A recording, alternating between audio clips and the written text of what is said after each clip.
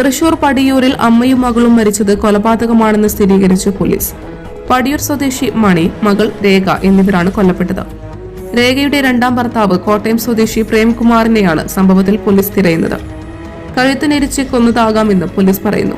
ഭാര്യയും പുരുഷ സുഹൃത്തുക്കളും തമ്മിലുള്ള ചിത്രങ്ങൾ വസ്ത്രത്തിൽ ഒട്ടിച്ച നിലയിൽ കണ്ടെത്തിയിട്ടുണ്ട്.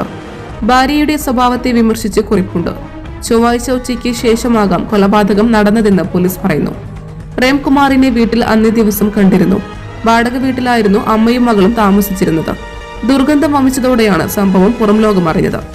ഇന്നലെ പ്രേംകുമാറിനെ വീട്ടിൽ കണ്ടിരുന്നെന്നാണ് വിവരം. വാടക വീട്ടിലായിരുന്നു അമ്മയും മകളും താമസിച്ചിരുന്നത്.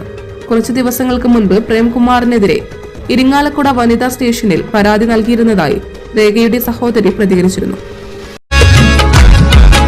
മലയാളിയുടെ ഭക്ഷണ താല്പര്യങ്ങൾക്ക് ഇനി പുതിയ സ്വാദ്. അൽദാൻ ലെബനീസ് കുബൂസ്.